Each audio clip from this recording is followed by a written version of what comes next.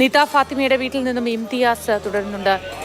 ഇംതിയാസ്, എല്ലാ വീട്ടിലും ഒരേ അവസ്ഥയാണുള്ളത് എന്നറിയാം. നിത ഫാത്തിമയുടെ വീട്ടിലും സഹപാഠികൾ എത്തുന്നുണ്ടോ? കാരണം വളരെ ചെറിയ അകലത്തിൽ മാത്രമുള്ള വീടുകളിലാണ് ഇവരെല്ലാവരും വളർന്നു വന്നത്.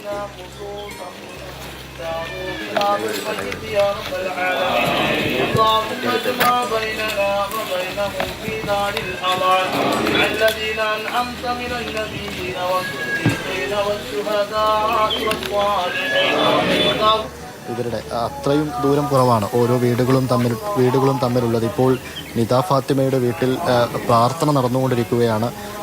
അവസാനമായി വിശ്വാസപ്രകാരം അവർക്ക് പ്രാർത്ഥനയാണ് ഒരാൾ മരിച്ചു പോകുമ്പോൾ ഒരാൾക്ക് കൊടുക്കാനുള്ളത്.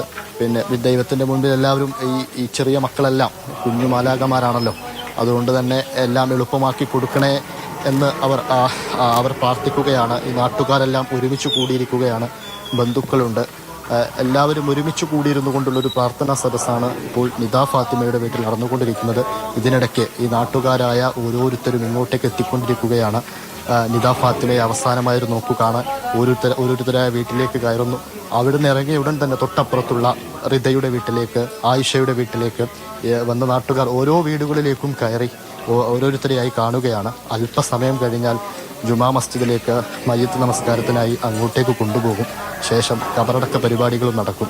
എന്തായാലും നമ്മൾ ആലോചിക്കേണ്ട ഒരു കാര്യമെന്ന് പറയുന്നത്, ഇതൊരു ചെറുള്ളിയൊരു പ്രദേശത്തിൻ്റെയോ അതല്ലെങ്കിൽ ഈ കരിമ്പ എന്നൊരു പ്രദേശത്തിൻ്റെയോ മാത്രം ഒരു സങ്കടക്കാഴ്ചയല്ല. ഇന്ന് ഈ ദൃശ്യങ്ങൾ കാണുന്ന, ഈ വാർത്ത അറിയുന്ന ഓരോ മലയാളിയും ഒരിക്കലുമല്ല ഇംതിയാസ്. നമ്മളൊക്കെ ഇന്ന് ഉണർന്നെഴുന്നേറ്റത് തന്നെ നെഞ്ചിൽ വല്ലാത്തൊരു കനത്തോടെയാണ്.